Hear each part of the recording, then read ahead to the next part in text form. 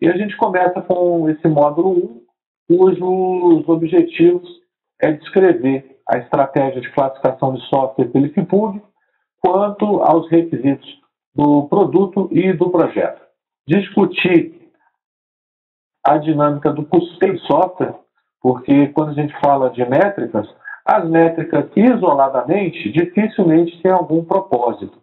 Normalmente, as métricas elas têm algum valor quando elas buscam explicar a dinâmica do custeio de algum produto, de algum processo. Então, a ideia é a gente posicionar a questão das métricas, em especial dos NET, no custeio de software e apresentar que a gente tem dois modelos de custeio. Né?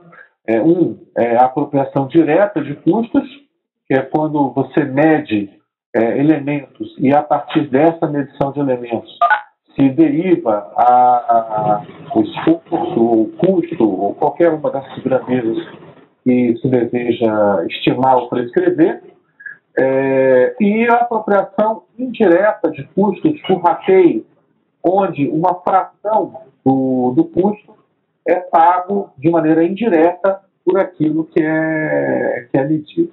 Né? A Fernanda está aqui com a mão levantada. Não sei se foi um acidente ou não. Né?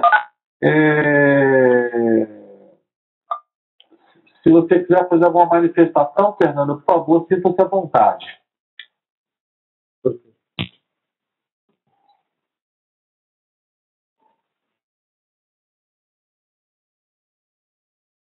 Bem, deve ter sido algum acidente.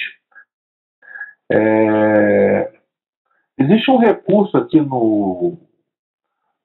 na ferramenta, né, que a pessoa pode levantar uma mão. Eu particularmente recomendo usar essa caixinha de bate-papo, porque fica mais fácil de nós acompanharmos. Eu posso monitorar só uma janela, tá certo? Então, peço para, ao invés de utilizar o recurso de levantar a mão, usar essa caixinha de bate-papo para qualquer manifestação. Então, discutir essa dinâmica da apropriação direta e da apropriação indireta, e por que há circunstâncias onde surge uma necessidade de ir além dessa apropriação indireta no que tange aos requisitos não funcionais.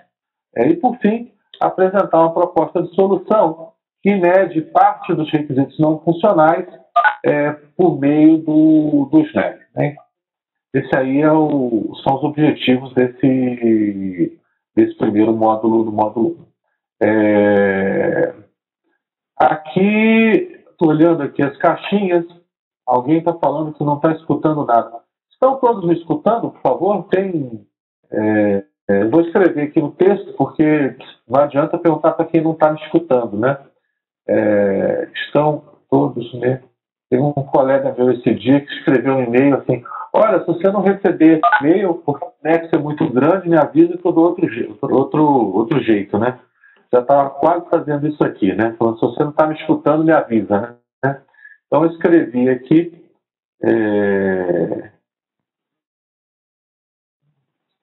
Escrevi aqui para todos.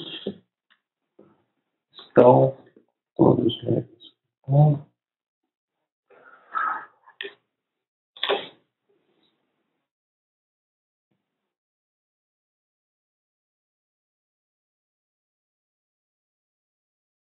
Beleza. Então, vamos seguir aqui em frente. Então, como a gente está discutindo sobre uma medição que é baseada em requisitos, é importante que nós... Opa, Fernanda não está ouvindo.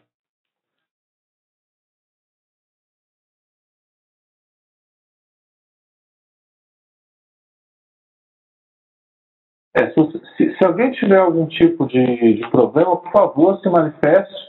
Se estiver vendo minha boca mexer e não acontecer nada, se manifeste, por favor.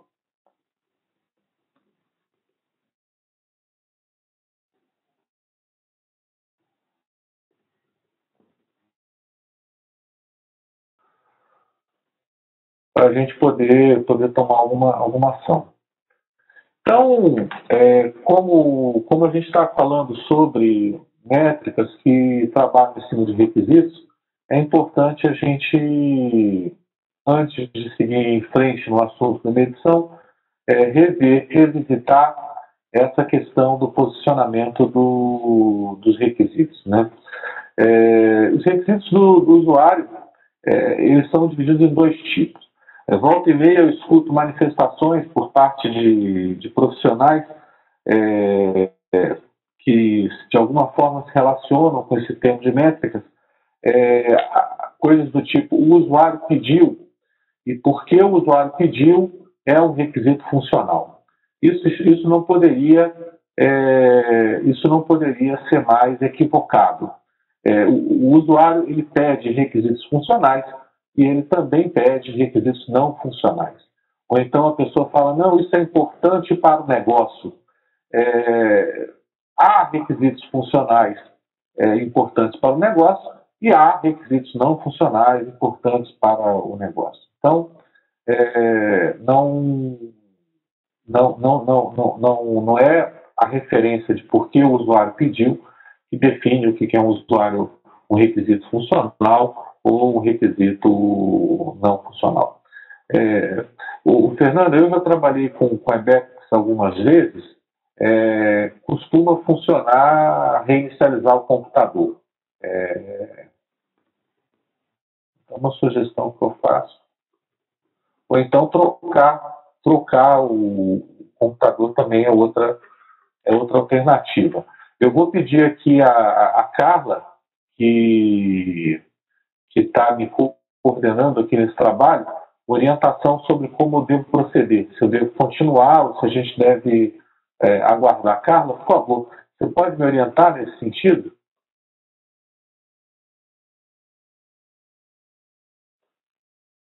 Então, Carlos, os requisitos funcionais. Oi, deixa eu só me colocar. Eu estou olhando aqui e a única pessoa que eu estou vendo que não está com o áudio conectado é a Fernanda. Eu vou entrar em contato com ela agora e aí paralelamente, acho que não tem necessidade de a gente parar, mas paralelamente eu vou tentar resolver isso com ela. Tá bom? Tá ótimo. O meu vídeo eu vou deixar ligado por enquanto, porque me parece que não está comprometendo, né? E como é um momento inicial, acho que é importante a pessoa ter um contato com quem está no tutor, tá bom? Se eu perceber que está travando, peço que vocês me avisem para eu desligar o vídeo, tá bom? Então, a questão não é se é importante para o negócio, se foi o usuário que pediu, não é esse tipo de coisa. Esse posicionamento de requisito funcional ou requisito não funcional é resultado da análise de requisitos, né? E considera aí uma série de fatores que está além do que é objeto de discussão desse curso. O importante é que nós coloquemos que os requisitos funcionais de software ele reflete um subconjunto dos requisitos do usuário. Ele descreve o que o produto de software vai fazer em termos de tarefas e serviços. Ou seja, ele descreve quais as tarefas do usuário, ou quais as tarefas que, se não fosse pelo software, seriam tarefas realizadas manualmente. Se não fosse pelo software, seriam tarefas que estariam no âmbito de uma outra solução de hardware e software, né? Que envolve a transferência de dados, a transformação dos dados, o seu armazenamento e a sua recuperação. Então, os requisitos funcionais, eles normalmente são associados a uma história a partir de um momento em que o usuário tem tudo o que ele precisa para realizar determinada tarefa e que, ao seu término, aquela tarefa foi concluída com sucesso e tudo que tinha que ser feito no âmbito daquela tarefa foi feito. Já os requisitos não funcionais são aqueles requisitos que estão associados a restrições no espaço daquele requisito funcional. Então, os requisitos não funcionais de software, eles se referem a como esse produto se encaixa no seu ambiente. Então, são características do ambiente no qual ele é desenvolvido, mantido, e que deve suportar a sua operação, requisitos de qualidade que indicam a confiabilidade, que indica o desempenho que aquele produto deve oferecer, a portabilidade e aspectos, restrições relacionadas a processos e tecnologia. Então, requisitos sobre como aquele produto vai ser construído, tecnologias de hardware, comunicações necessários para a sua operação. Então, tanto os requisitos funcionais como os requisitos não funcionais, ambos são características do produto de software. E há também requisitos e restrições de projeto. São requisitos que definem como o projeto de software deveria ser gerenciado ou as restrições que afetam o seu desempenho. Então, requisitos de projeto podem incluir quais processos de gerência de projeto vão ser utilizados, se se trabalha com o Scrum, se se trabalha com alguma abordagem do PMI, quais são os critérios de governança e custeio do projeto, quem tem autoridade para determinar os rumos daquele projeto e as metas que ele deveria atingir. E as restrições podem incluir limitações de recursos, dependências com outros projetos. Então, a gente observa aqui nesse quadro, né, que a gente tem afetando o esforço, né, eu tenho a quantidade desses requisitos funcionais, a complexidade desses requisitos funcionais, eu tenho esses requisitos não funcionais que acabam afetando o meu projeto e o meu custeio, e eu tenho fatores que são, inclusive, externos ao produto que, digamos, se eu tivesse dois produtos idênticos, apesar de idênticos, ele teria custeio diferenciado por conta de restrições e requisitos do projeto. Né? Então, nós temos aqui, né, os requisitos funcionais, eles são muito bem medidos pela análise de ponto de função. Eu consigo, por meio das práticas de contagem, dos manuais de práticas de contagem, nós conseguimos transformar esses requisitos funcionais em um número, uma quantidade de pontos de função. Essa quantidade de pontos de função, ela é base para modelos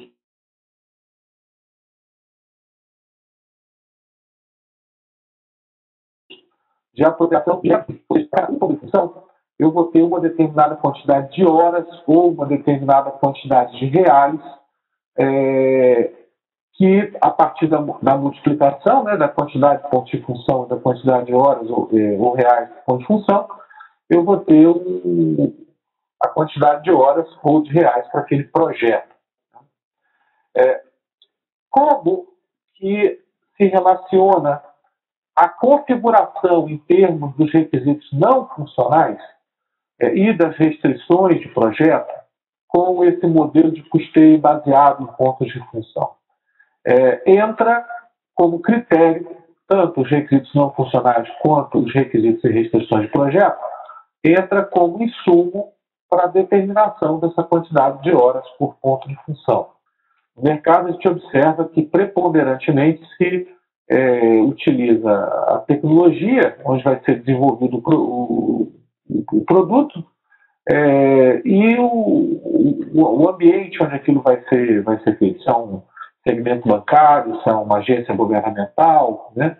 Então, esse modelo, em termos de prática, se trabalha basicamente em função da tecnologia e do perfil do cliente em que está sendo utilizado.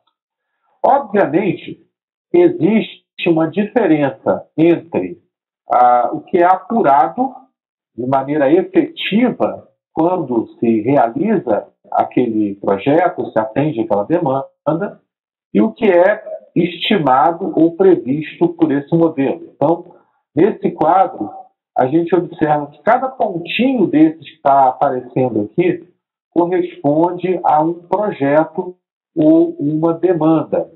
E No eixo horizontal, eu tenho a quantidade de pontos de função, e no eixo vertical, eu tenho a quantidade de horas.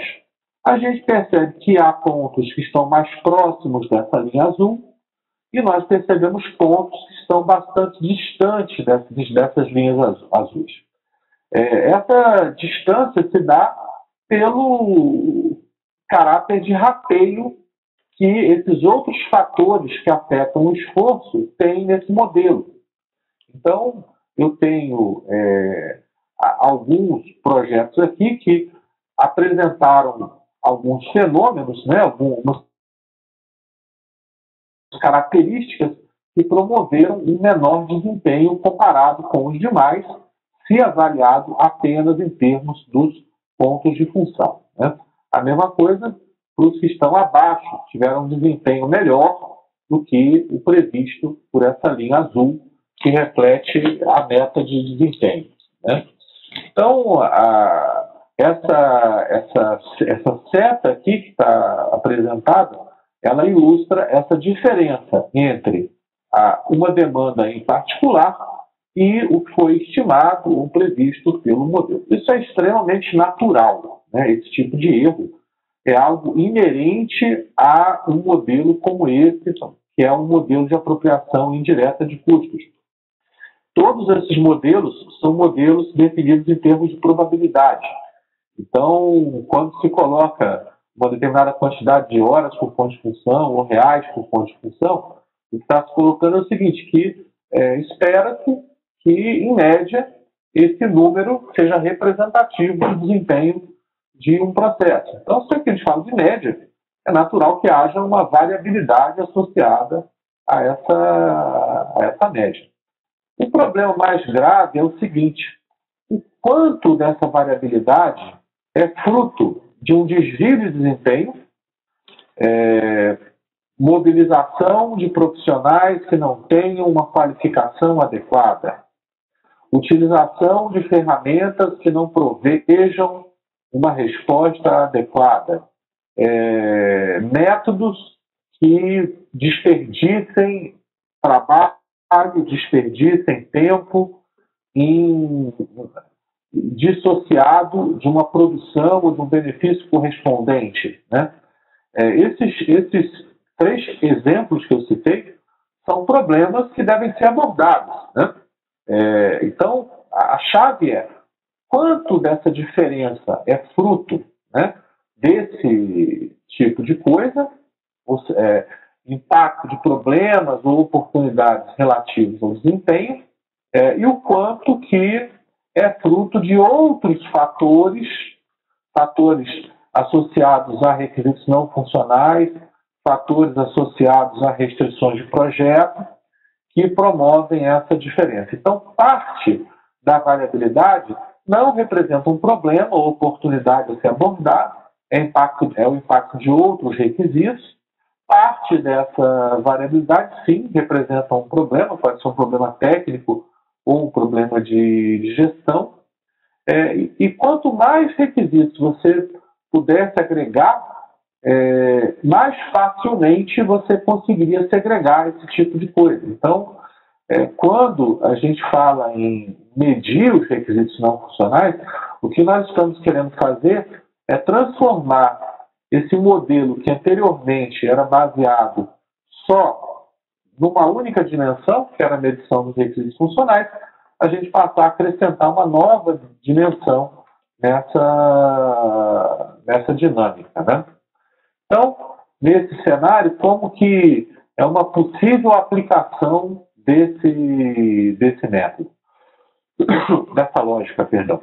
Eu continuo tendo os requisitos funcionais medidos pela análise de ponto de função e produzindo uma semente aqui, que é a quantidade de pontos de função, e continuo tendo uma taxa de entrega medida em horas por ponto de função, né? Então, até aí não tem nenhuma novidade. O que surge de novo é os requisitos não funcionais, eles passando a ser medidos também de maneira direta, usando o SNAP. Então, complementarmente aos pontos de função, eu teria o Snap Point, que é a unidade na qual os resultados são expressos, teria uma taxa de entrega expressa em horas por Snap Points, e o resultado do meu projeto seria a soma desses dois elementos, né? Então, eu teria o custo a partir dos requisitos funcionais medido pela APF e o custo a partir dos requisitos não funcionais medidos pelo SNAP. E o custo total seria o resultado da soma desses dois. Continua a haver necessidade de definir essas produtividades, esses índices de produtividade, a partir de critérios de similaridade. Isso não deixa de ser necessário. Agora, essa é uma das utilizações. O que eu tenho percebido como um movimento, né, é algo um pouco diferente disso. Esse modelo, na minha opinião, é um modelo que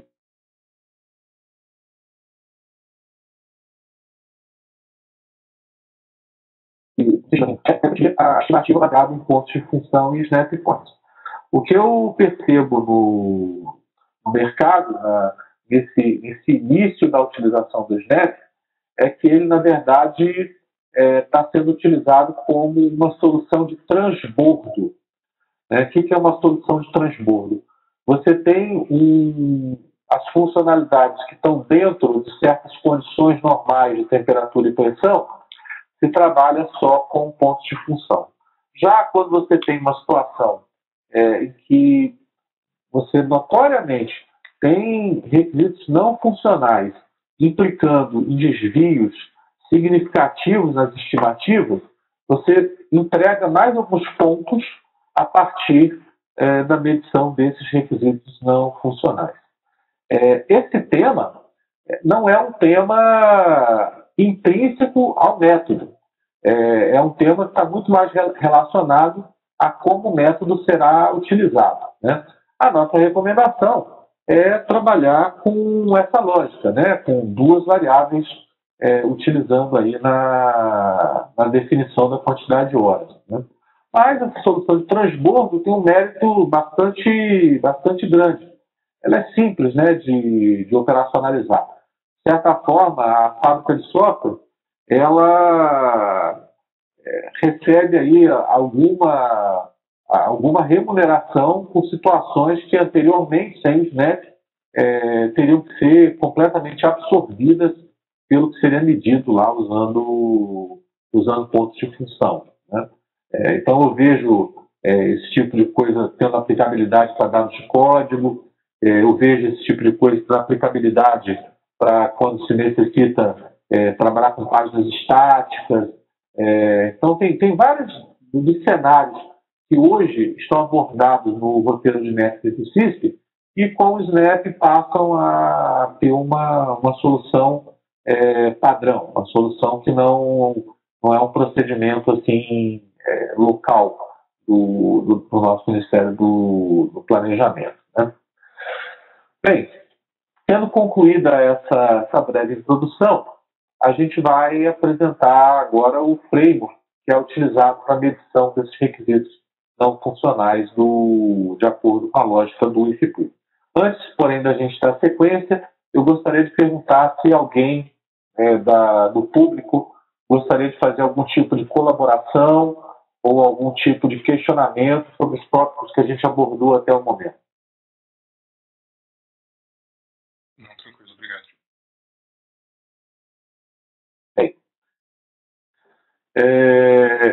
Então, nesse tópico... Pois não, quem fala? Jonatas. Oi, Jonatas. Bom dia. Diga lá. Obrigado por você estar colaborando. Perfeitamente. Você colocou aí os métodos que utilizado no mercado, e eu vou colocar também um pouco das dúvidas que a gente tem hoje quando possivelmente é utilizado no título aqui, vamos dar a data prévia. Você poderia só falar um pouquinho mais alto, Jonas? Tá. Hoje aqui na data prévia a gente não tem contratos clientes que adotam o SNAP. Então, quando nós recebemos as demandas, muitas vezes tem muitas necessidades de adequação de requisitos proporcionais que acabam ficando com muitas restrições para o desenvolvimento da demanda. E como o pessoal faz a estimativa a partir do ponto de função, muitas vezes essa estimativa, quando a gente faz o prazo, ela fica aquém do esforço que o pessoal necessitaria para desenvolver todo o requisito proporcional para atender as necessidades do cliente. Então, a pergunta é como tratar essa relação, uma vez que a gente não tem um mecanismo de amarração junto ao cliente ou seja, para apresentar justificativa, ou seja, para fazer algum tipo de cobrança. Uma vez que a gente só tem hoje o contrato com o ponto de função. Ao contrário do ponto que a gente já tem aí décadas, né, de história, de dados de desempenho, o SNAP é algo que é relativamente novo. Né? Eu percebo que o SNAP é algo que está começando a ser utilizado assim, de maneira mais, vamos colocar assim, menos experimental, de recente. Eu diria que o evento que foi preponderante nesse sentido foi a Caixa Econômica Federal, ela incluir em alguns dos seus editais o uso do SNAP como instrumento de remuneração. Então, o primeiro ponto é colocar a questão do SNAP no tempo. Ele é um método que, ao contrário do método do IFIPUD, ao contrário do método COSMIC, ele tem uma história bem mais recente e a gente percebe que a sua aplicação de maneira assim, não experimental, ela é algo que está se iniciando de recente e mesmo nesses clientes como a Caixa Econômica, né, nessas organizações como a Caixa Econômica, ele não é utilizado em toda a sua extensão, como a gente vai falar agora. O primeiro curso que nós demos de SNAP faz aproximadamente um ano. Ele foi dado para uma organização na Espanha e lá eles tinham um contrato junto ao cliente que previa a medição tanto de requisitos funcionais por meio da análise de ponto de função quanto dos requisitos não funcionais pelo SNAP. Quando você tem um cliente que trabalha com pontos de função, ele tem, na verdade, um contrato de transferência de riscos. Então, o contrato por ponto de função é um contrato de risco.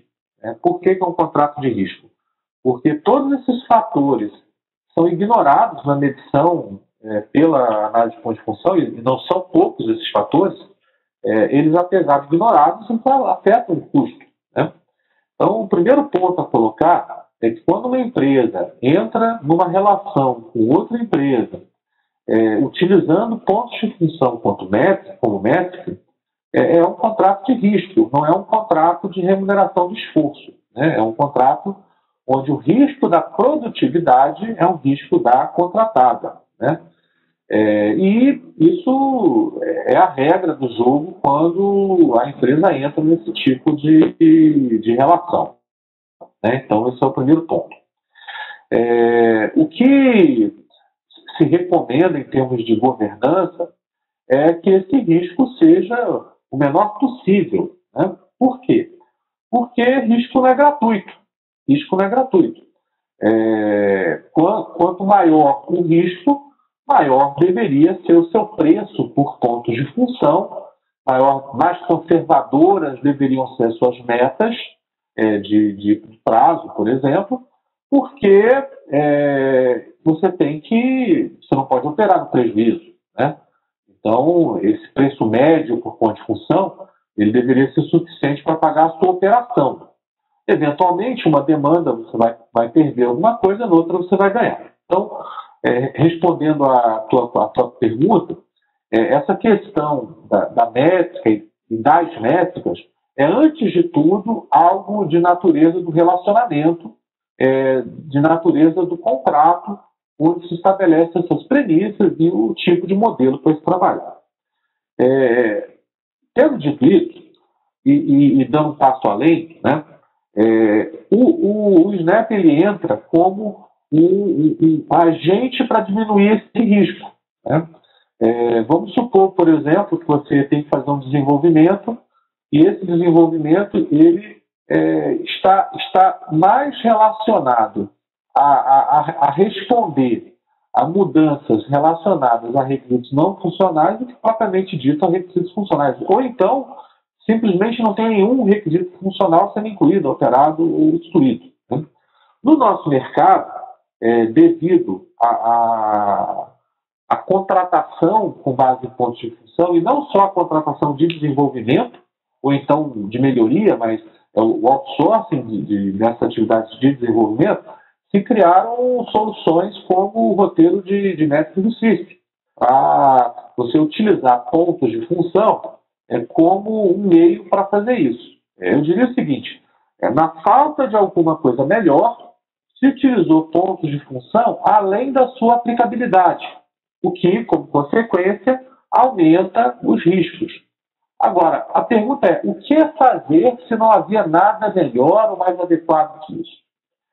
Hoje, a gente conta com o SNAP, que gera unidades para coisas que antes a gente não conseguia gerar unidades a partir de pontos de função. Então, eu acho que é um trabalho de amadurecimento do mercado, começar a primeiro perceber que quando se trabalha com ponto de função, se trabalha com certezas no que tange à produtividade, que a quantidade de horas por ponto de função é uma tendência, é uma média, e não é como uma lei da gravidade, né? Você tem lá 9,81 metros por segundo ao quadrado, e isso é assim por causa da massa da Terra, isso é assim por causa da distância em que as coisas estão.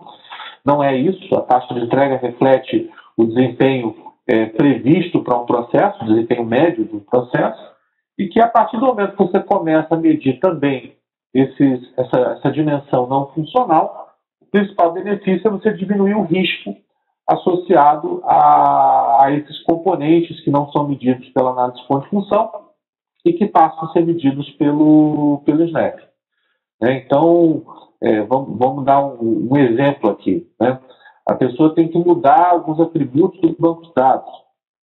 E esses atributos do banco de dados não têm relação alguma com o aspecto funcional, não está se incluindo, alterando ou excluindo funcionalidade.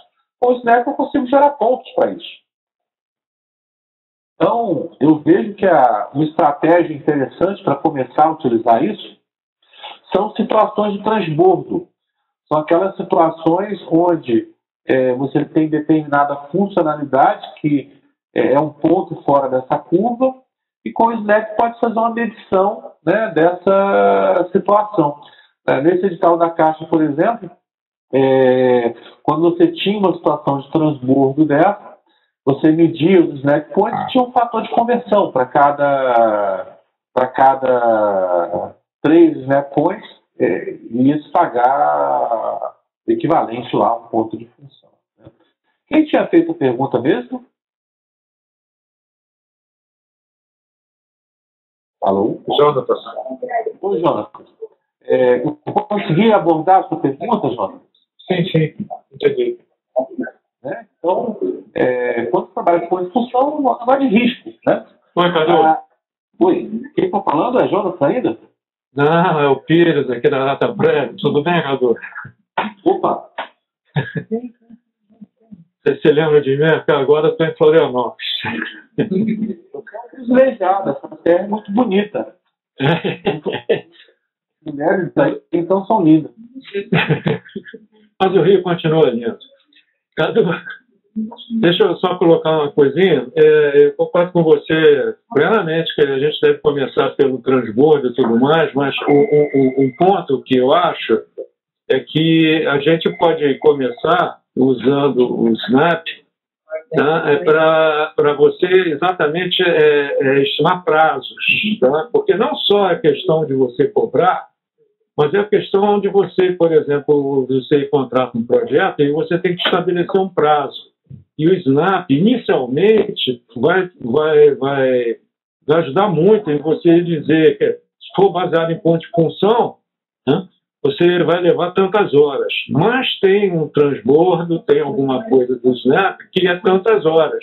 Então você vai estimar o prazo de entrega inicialmente baseado em Snap, que aí não tem nada a ver com o contrato. Né? O contrato é contrato de cobrança, de ponto de função por hora e tudo mais. Né? Essa afirmativa o ponto de função só para completar, é quanto o cliente vai pagar. Agora, na hora de estabelecer prazo, inicialmente o Snap vai ajudar muito. Como eu comentei, cara, o que eu falei se aplica. Essa questão de prazo, ela também pode... Fala um pouquinho mais alto. Essa questão de prazo, ela também pode ser um aspecto contratual, né? Então,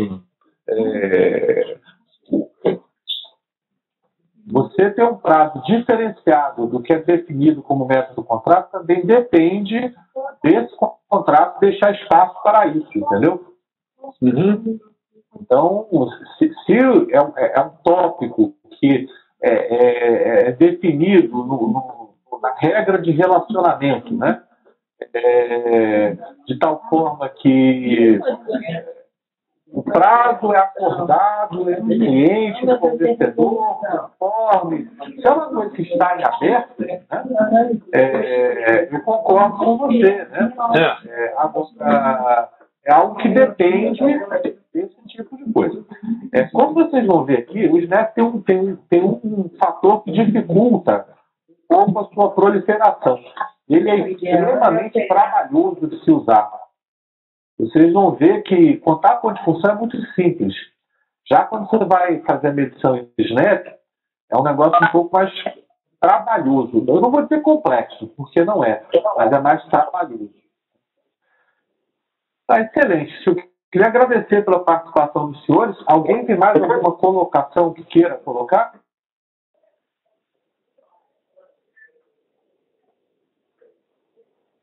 Então eu vou seguir em frente. Então, nesse tópico 2, a gente vai apresentar... Cadu, diga, quem está falando? Só uma perguntinha que a gente estava anotado aqui, entre a gente, aqui para fazer uma pergunta. Como ponto de função, você tem alguma literatura que dá uma dica de homem, hora, ponto de função e tudo mais? Existe algum lugar que já tem uma dica dessa aí para a gente poder partir disso daí? Não. O que a gente tem são os pouquíssimos editais que já foram publicados nesse tema, né? A gente não tem assim referências de benchmarks uniformes, de organizações que sejam públicas, de organizações que tenham o perfil de atuar especificamente com benchmark. A gente não tem esse tipo de coisa. Tá. Uhum. Então, o que a gente tem é que nesse contexto específico, né, de alguns editais, se estabelece que para cada 3 Snap Points você tem equivalente a ponto de função. Mas como vocês vão ver, esse tipo de equivalência, ela não tem aplicabilidade universal, né? Você vai ver que utilizar de maneira generalizada, né, 3 Snap Points para cada um ponto de função é um negócio que não encaixa.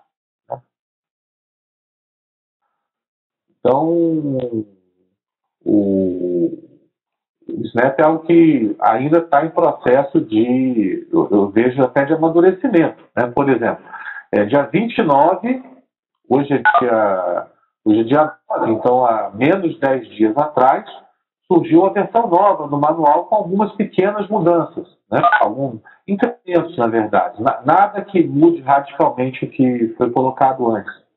Se a gente pegar, por exemplo, o manual desse PUG, a última atualização dele tem 8 anos, né? É de 2010, estava em 2017, 2018 quase. Então, só uma coisa. Essa pergunta aí, está ouvindo? Perfeitamente. É só uma coisinha, você fez referência à Caixa, que já está fazendo alguma coisa em relação. Você sabe se o Serpro tá lá, a Claudinha, o pessoal lá está fazendo já alguma experiência em relação aos netos? Eu sei que tem profissionais do Serpro ativamente trabalhando nessa questão do SNEP. Eu não sei dizer se algum ministério já esteja efetivamente usando. Né? Alô? A gente bate bola mais ou menos para a Claudinha. É bom a gente, de repente, a gente pega alguma dica com eles lá em relação a isso aí. Obrigado, Cadu. Um abraço. Que eu saiba, a gente não tem ainda no ministério. Alguém. A gente tem contato com o Ministério do Planejamento, o Ministério da Justiça, e nenhum desses dois ainda está utilizando.